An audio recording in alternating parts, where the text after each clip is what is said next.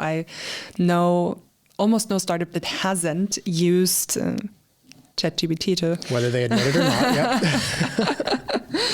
yep. Call it by its name.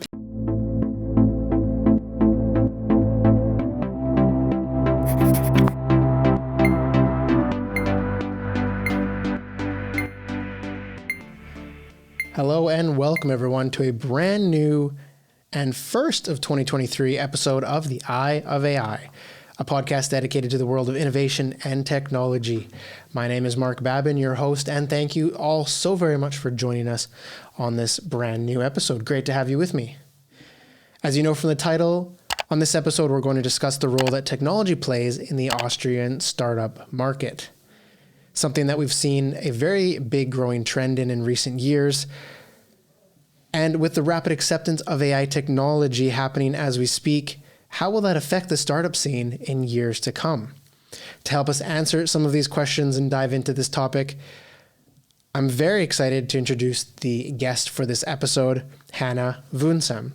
Hannah is the managing director at Austrian Startups, an independent nonprofit platform in Austria that promotes innovation and entrepreneurship through a vibrant community and large-scale change initiatives. Hannah, first and foremost, thank you so much for being with us on this episode. Great to have you with me and really looking forward to getting into this topic. So again, thank you so much for being with us today. So I'd like to start the conversation today by taking a look at the current state of the startup industry in Austria. I think we've had quite an impactful last few years, to say the least, with lots happening. And I'm wondering what that has done to the startups who have survived the pandemic and all of the crisis that has happened. And also for those that are just getting started now. How has all of this impacted both of them? Startups, innovative young companies are the number one key factor that it needs in order to actually find solutions for our most pressing challenges. In 2020, we saw that every fourth startup was working on a solution for the corona crisis. With the energy crisis, we saw a lot of startups in the energy sector actually blooming up, generating new and innovative solutions. We saw that also while the investment might have gone back in the end of 2022. There were a lot of startups that actually managed to very quickly go back and rethink their strategies, went more on a profitable scale, also looked into new ways they can actually do business in. And I have a lot of trust and belief in the future of the startup scene in Austria. Yeah, I think it's resilient and it's proven that it's done that in the past number of years. Is there a specific sector of the startup industry that's proven to be more resilient when we look at the past number of years, some that have really excelled through all the situations that have happened? What's really interesting to see is that Austria actually was quite on the forefront when it comes to social entrepreneurship. So already 10 years ago, the Impact Hub Vienna was founded, actually starting the sector, and the whole climate tech, social entrepreneurship sector, and also energy sector have bloomed during the last couple of years. Additionally, Austria has, and especially Vienna, has a big focus on technology.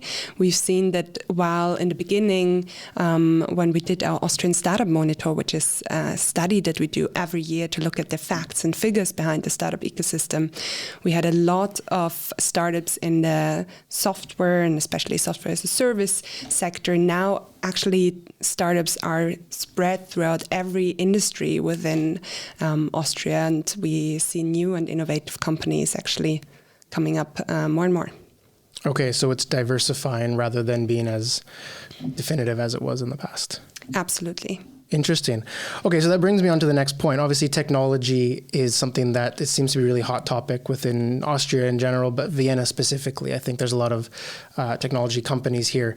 But in your 2021 report, and you just kind of touched on this as well, you listed AI as being the most influential piece of technology in the startup world. Is there a specific reason why technology is such a hot spot here? Is that something that is unique to our location? Is it a global trend that we're just part of? How do you see technology playing in that role?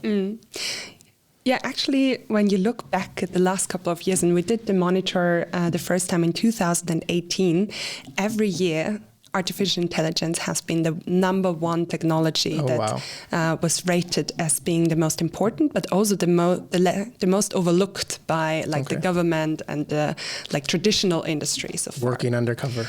Exactly. I think now in 2022, and especially now with ChatGPT coming up, it's a really hot topic. There's a lot of talk about it, but traditionally in Austria, there are a lot of companies that actually have discovered this technology as being a core feature to their business and their future.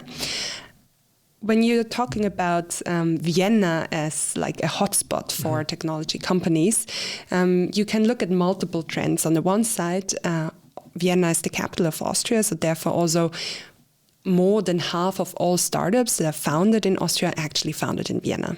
Two more hotspots are Styria and then Upper Austria, but Vienna is really the center, and also the big funding institutions like Speed Invest, etc., are located there. Also, the first unicorns that popped up in 2021, like Bitpanda and GoStudent, are located here and putting Vienna also on an international map. I think in general, we do see that metropoles and cities are probably the hotspots of technology centers, also bursted by universities. Yeah. I guess that's part of it as well. There's so much university action and university students here that they come out of school, they're in the city. It's a natural progression to become an entrepreneur in that respect.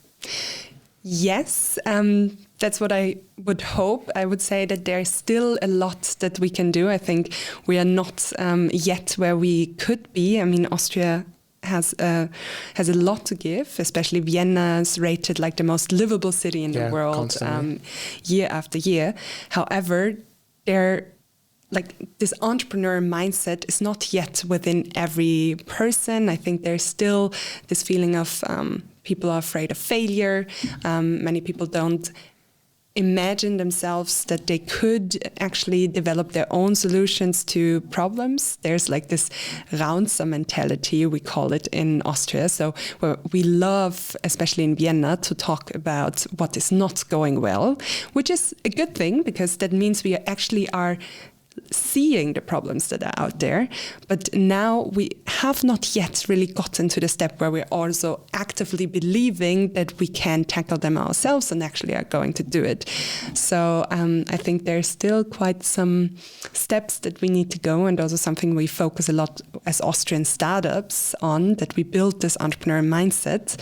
And this starts very early on. So we are now going into schools trying to build first startup ideas with pupils in order to foster this mindset. That's a really good idea. Bring it up with them, and then they'll come into it with more education, more knowledge about it, and able to tackle problems a bit better because they're learning earlier on. I love that idea.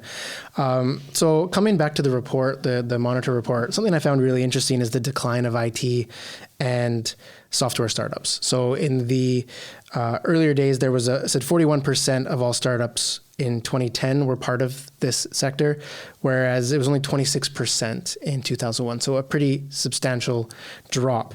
From your position in the insights you have as kind of looking at the market as a whole, is there a specific reason for this? And is it something that those going into the startup market should be aware of, that may be a bit more tentative in that area? Mm-hmm. I think this leads a little bit towards what we talked about in the beginning, that actually the industry, the startup industry, is more diversifying, while in the beginning, everything was focused on software as the core, also coming from Silicon Valley, where we saw all these tech companies blooming up, of course, also getting inspired and trying to jump on the train of software businesses, while now actually software is using as a core in order to transform and disrupt all kind of industries. That doesn't mean that software and technology is not used by the other startups that are working in different sectors. It's just like more a tool than the pure focus of these startups. Okay, so they're looking at other solutions as a whole, and technology has to be part of it as technology becomes part of everything. But there's more confidence in the entrepreneur in Austria now to go after other industries rather than just be in their safe zone. Exactly, and only focusing on pure software businesses. Yes. Yeah, that makes a lot of sense, actually. And I think that develops with the times, probably similar on a global scale. More solutions, more technology, more opportunity in general. Absolutely. Yeah.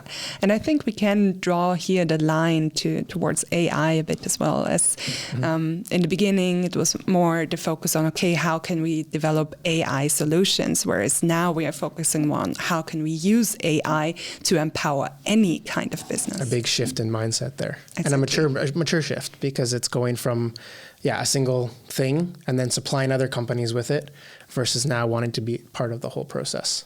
That would also probably give a lot of rapid growth to a lot of companies that you would probably see starting and then growing quite fast because of what they're doing. That's what I hope, yeah. That's what we hope. That's what we want to see. We want to see Austria on the world stage, and we do in a lot of respect as well. We see a lot of companies start here, rapidly grow to expand around the world. Absolutely. It's a good fostering system, I think. Yeah, that works well. So I think by now we've obviously made the point pretty clear that the startup scene in Vienna and Austria is changing. Lots of trends happening, but also it's really good for opportunity. And speaking of the opportunity, I think we could really bring this episode home by taking a quick look at the prominent success factors. What really makes a successful startup here in Austria? So if we look at what has the biggest impact, and there's a lot of resources on your website, and I love the Monitor report, and there's a lot of great information that I really do think the listeners should go look at. But from your perspective, what's the biggest bang for the buck when you look at success factors when a startup is getting their feet on the ground? I think especially looking at Austria and why you should start here, or what are maybe USPs as well of the ecosystem. It's first of all, it's quite a good start and test market. So it's relatively small, and actually the target group you find is relatively homogeneous. So you have quite a wealthy, for example, also very conscious target group. If you go into a sustainability sector, for example, there you find a lot of people that actually are aware of the problem, etc. So I think it's a good market to start and test something in a small scale and then roll out into the DACH region, for example. You can very quickly go to Germany and Switzerland with quite similar target groups and ecosystems. And then secondly, if you start, there's also a really good grant system that supports you to start up. So you have the big regional players like AWS, Austrian Wirtschaftsservice, or FFG, and every local state has, again, support institutions. The ecosystem is very closely linked. There is a big network, not only us, but also if you, for example, are looking for business angel investments, there is the Austrian AAIA, Austrian Angel They don't make it Investors easy on you, Association. Yes. So especially for starting up, there's really a lot of support. I think where Austria still has to work on is to support then in the scale-up phase, also making sure that investment for scale-up companies is also available in Austria. Just now we had the EY investment report coming up, which said that all the scale-up rounds are actually led by international investors. So I think for this stage, it's also good to have a global approach as a startup. But in general, if you want to start up, first of all, make sure you understand the ecosystem, you understand the players, you use it. Also make sure you know which grants you can access, which one is the best one for you, and that you start very quickly going into the market testing with a target group, talk to people, and make also use of all the universities that are out there and give support in developing new ideas. Do you feel like right now, in looking to the future, that the general marketplace is accepting of people going into the startup area, or is it a bit kind of prove yourself and then we'll talk? Or is it, obviously you work to foster from a young age, but the battle that you guys fight, I'd be curious, how much of a fight is that given the reputation of Vienna and the reputation of Austria in general? Yeah. So especially within the traditional industry, even though it's slowly changing, it's not yet super easy, especially because we don't have this failure culture yet. Yeah. So if you fail, this is not seen as something positive, like especially in the US, if you talk to people there, it's like, okay, if you haven't like set at least 3 startups in the ground, then we don't take you seriously. Totally contrast. It's the complete opposite. So here, maybe you have a little bit more trust if you try something for the first time and you actually build something up. But if you already failed and then try it again, then people are like, now you already burned your fingers. Why do you do this whole thing again? Interesting. Do you think that's a cultural approach then? That's such a difference. I come from North America and I know like all the phrases and the quotes, like you miss every shot you don't take and you only need 1 out of 100. And so it's very much encouraged on making mistakes. And you're right that if you haven't started 3 startups, like what are you doing? But you're right. Also, it's very much like one and done kind of here. And I think that makes for a very tricky startup, and that makes you a bit more fearful. Obviously, that's a fight you have to go when you talk to students to encourage that, like, it's okay to try. Absolutely. And I think as soon as you're in the startup bubble, so to say, the mindset also shifts and is different in there. And of course, if you talk to investors, they will also appreciate if you already failed with another startup beforehand and now are becoming a serial entrepreneur. But you have to get this first foot into the door. And I think this is the trickiest part.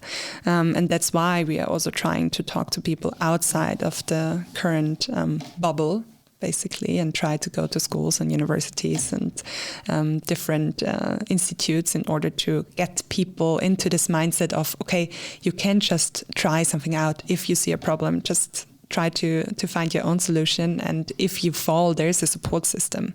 And this is actually something that in Austria, even if you fail with your company, you actually have a really good support system here. That is very different to the US, for example. Actually should speak for becoming entrepreneurial, but somehow people are afraid to take advantage of it.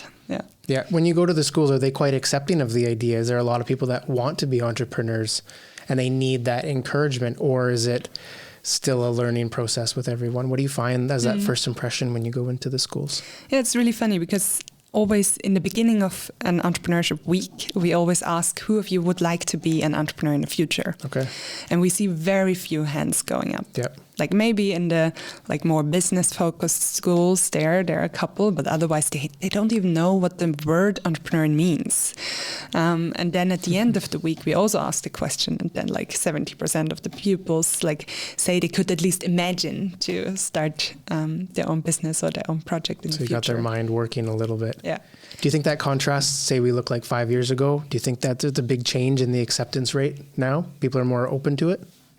Yes, I definitely see a change, especially as the word entrepreneur, startups are becoming more known, and there's quite a lot of TV shows. In Austria, it's called 2 Minuten 2 Millionen, 2 minutes 2 million. It's the Austrian Shark Tank, basically, where people at least see, okay, that's what the startup can look like.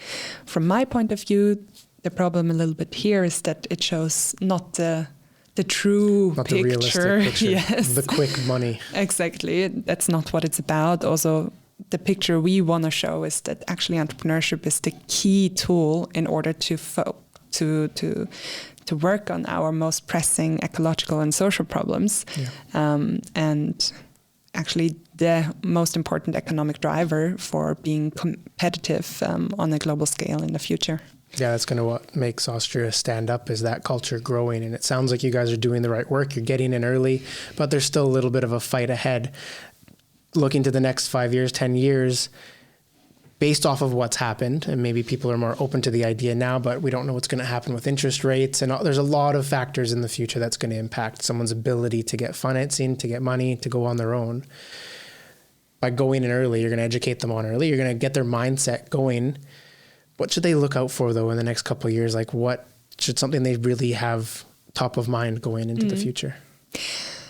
I think, especially comparing maybe last year or the years where it was easier to raise money, is that now when you want to start your own business, really think about the problem you have solving, that you're really excited about this problem and solving it, because this will help you to also stick to it when it's hard. Entrepreneurship is a lot about resilience, and also think about what is the problem in the bigger picture. I think this topic will get more and more important.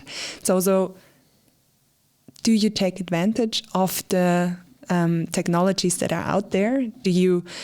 Are they a threat to your idea, or are you actually anticipating the next steps, and are you taking advantage of them and use them in order to build up your business quicker?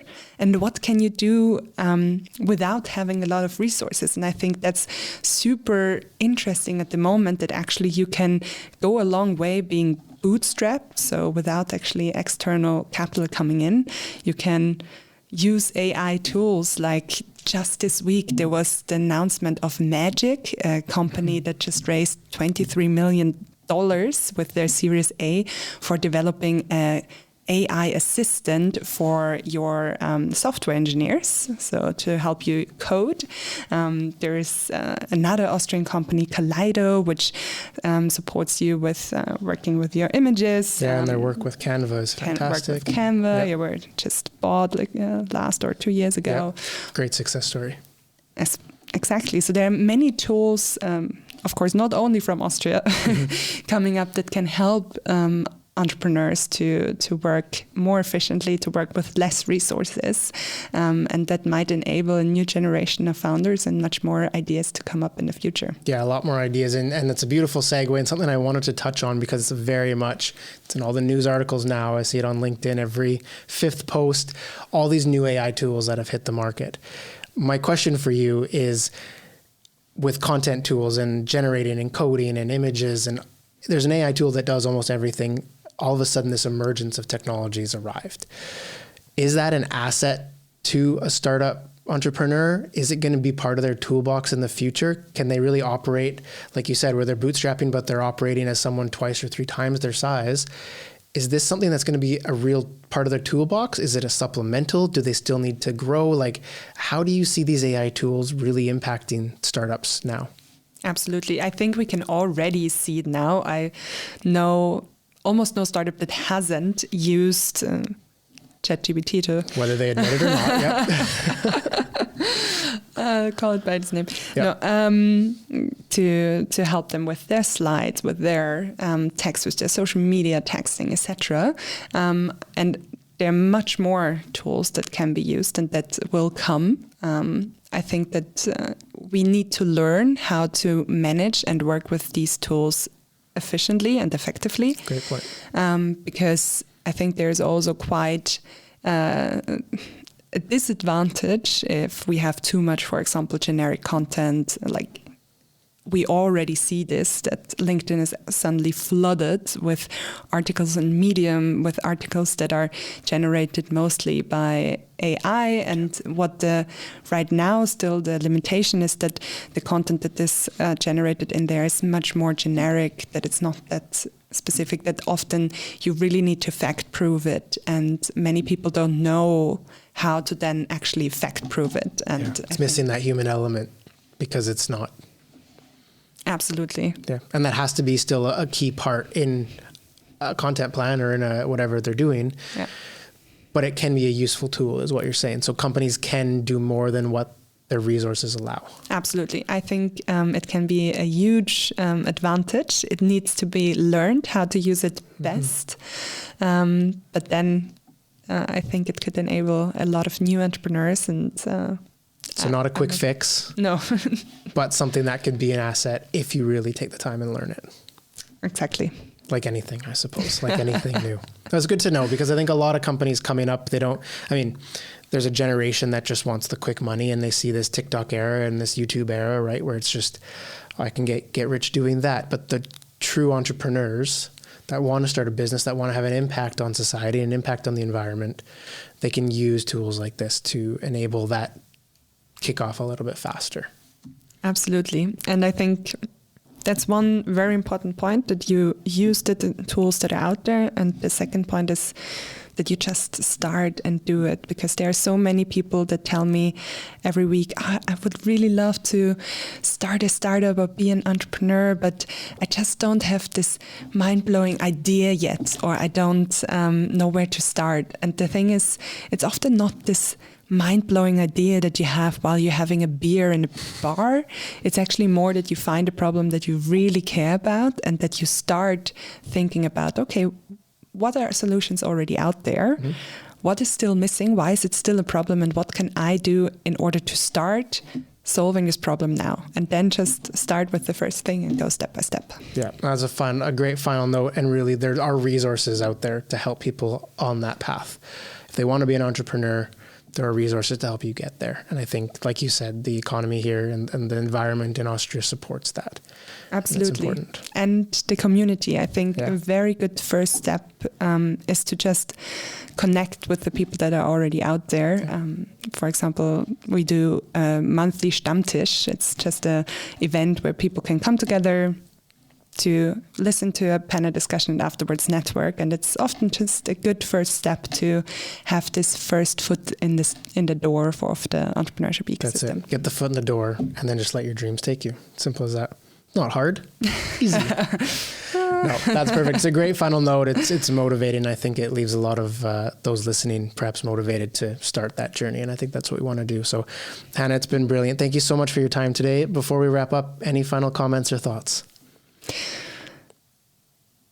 Just really, again, if you have an idea, if you have a problem you want to solve, just take these first steps. If you need support, if you need a community, we at Austrian Startups are always happy to talk, come to any of our events, listen to the Future Weekly podcast as well, and get some inspiration and just start doing. Learn. Just be open and learn.